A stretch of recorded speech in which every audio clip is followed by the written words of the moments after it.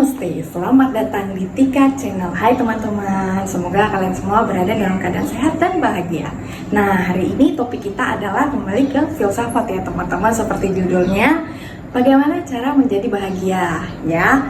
Nah, bagaimana sih sebenarnya bahagia menurut filsuf-filsuf. Jadi kita akan membahas tentang filsuf-filsuf yang punya teori kebahagiaan. Nah, topik ini menarik ya teman-teman. Kenapa? Karena kalian bisa memperkaya pandangan kalian atau pemikiran kalian dari perspektif yang berbeda. Jadi tonton sampai habis. Jadi saran saya, tonton video ini sampai habis karena kamu akan mendapatkan pandangan berbeda terhadap kehidupan ini.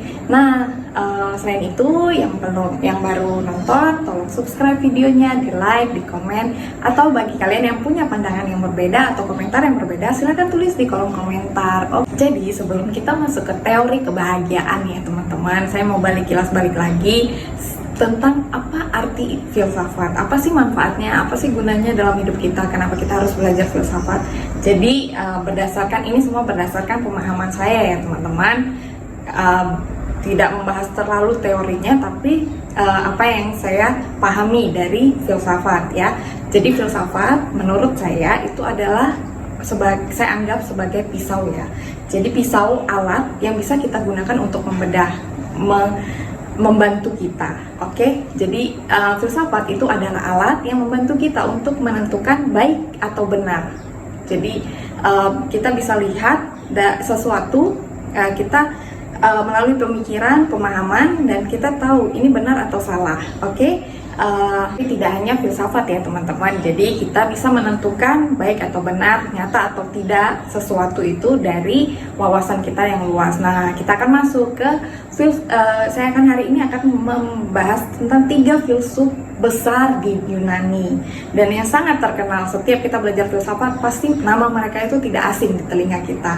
Nah, siapa filsuf-filsuf itu? Jadi yang pertama adalah Socrates. Nah, beliau ini adalah filsuf yang paling misterius di dunia filsafat. Kenapa? Karena tidak ada tulisannya, tidak ada yang tertinggal dari beliau kecuali muridnya yang memberitahukan pada kita siapa itu seorang Socrates. Jadi Socrates ini sangat terkenal. Dia terkenal dengan filsafatnya yang luar biasa, yaitu hati nurani. Jadi dia percaya setiap orang punya di hati nurani mereka.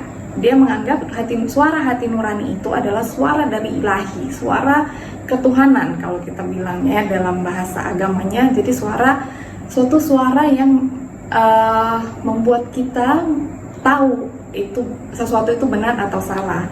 Nah, Socrates sangat mengagungkan ya. Jadi beliau sangat mengagungkan suara ilahi ini sehingga dia banyak sekali menentang pada saat itu peraturan-peraturan yang ada di Yunani Athena itu ya. Jadi dia suka berdiskusi. Jadi ketika dia bertemu dengan anak muda, dia akan selalu berdiskusi dengan mereka dan memposisikan dirinya bahwa dia tidak tahu, dia lebih menghargai pendapat mereka.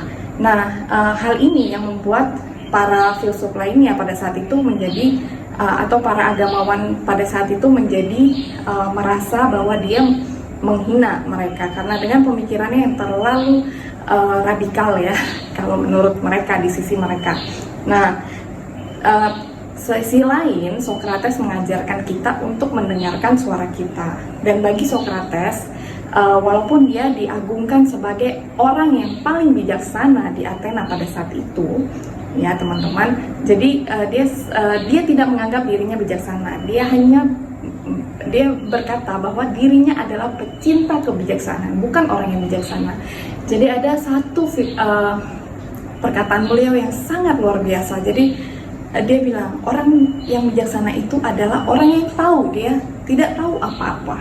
Itu luar biasa sekali ya teman-teman. Dan kemudian filsafat etikanya beliau itu sangat luar biasa. Jadi dia berkata bahwa seorang yang tahu baik dan benar dan mengikuti suara hatinya itu adalah seorang yang punya pengetahuan dan wawasan yang luas. Jadi dia mengajak kita ya untuk selalu belajar, untuk memperkaya wawasan dan pengetahuan kita dan itulah yang membuat kita bahagia. Jadi ketika kita mengikuti, menyerukan suara hati kita, di mana yang dia anggap itu sebagai suara ilahi, suara yang dari pencipta kita sendiri, dari dalam hati kita, dan dari situlah dia belajar menjadi bijaksana.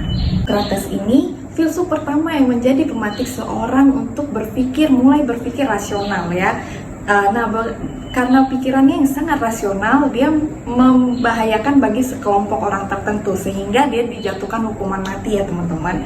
Jadi tapi dia tetap menyuarakan isi hatinya, dia tidak lari, dia tetap menerima hukuman itu, dan itu yang membuat orang-orang yang sampai sekarang dia masih menjadi sosok filsuf pertama yang buat kita luar biasa ya.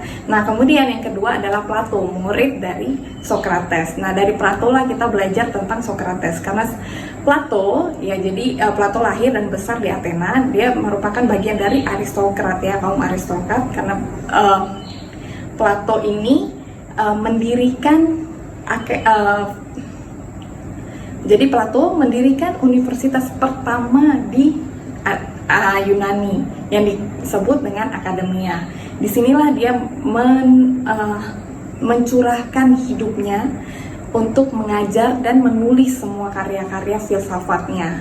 Jadi dari Plato kita banyak sekali belajar ya. Jadi beliau merupakan salah satu filsuf yang seumur hidupnya mendedikasikan hidupnya untuk mencari kebenaran.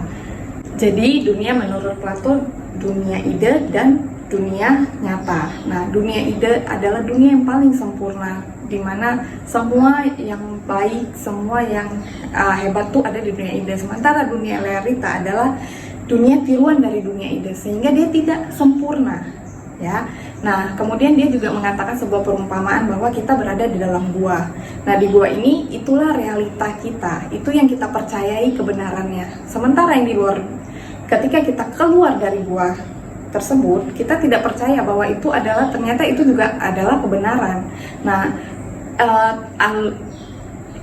teorinya ini jadi sebenarnya adalah sindiran terhadap kaum-kaum pada saat itu ya, kaum-kaum tertentu, kelompok tertentu yang mengatakan bahwa kebenaran mereka lah yang paling benar, kebenaran yang lain adalah salah. Padahal ketika mungkin menurut Plato ya, ketika mereka mungkin belajar tentang kebenaran yang lain, mungkin kebenaran itu malah memperkuat keyakinan mereka akan kebenaran mereka. Nah itu menurut Plato. Jadi Plato mengatakan esensi tertinggi dari manusia adalah puncak kesadaran manusia itu sendiri, dimana mengetahui yang mana yang baik dan melakukan yang baik.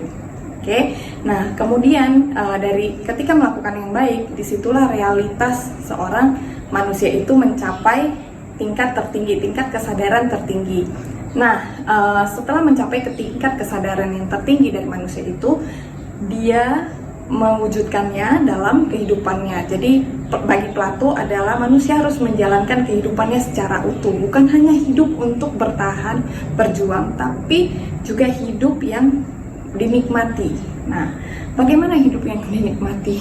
Ya, ketika orang tersebut mendapatkan rasa cinta, dia cinta pada kehidupannya. Jadi bagi Plato, bahagia itu adalah dengan kekuatan cinta. Ya, jadi teman-teman bisa belajar sesuatu ya. Jadi dengan kekuatan cinta kita juga bisa berbahagia.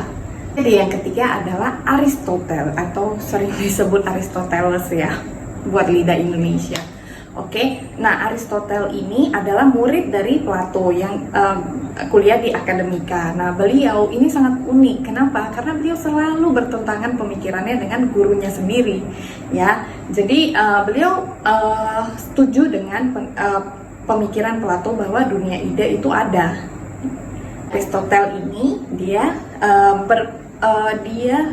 setuju pada pemikiran gurunya bahwa dunia realitas adalah dunia yang berubah-ubah. Setiap saat bisa berubah, tapi dia tidak menyetujui bahwa dunia ide itu adalah dunia yang terbaik, tidak. Tapi realita inilah yang bisa kita rubah. Ia berpegang teguh bahwa dunia realita itu bisa berubah dari manusia itu sendiri. Ketika manusia itu sendiri menambah wawasan, menambah pengetahuan, dan berusaha sekeras mungkin untuk mewujudkan kebahagiaan mereka, maka dunia yang bahagia, yang sempurna tadi akan terbentuk. Jadi Aristoteles itu lebih fokus pada manusianya, dia yakin bahwa ketika manusia itu berusaha semampu sekuat tenaga, maka dia akan mencapai kebahagiaannya sendiri. Jadi itu tergantung ya. Jadi menurut Aristoteles ya, kebahagiaan itu tergantung pada diri kalian sendiri. Kalian bisa menciptakan, kalian bisa berusaha semampunya untuk mencapai apa yang kalian mau, apa yang membuat kalian bahagia ya.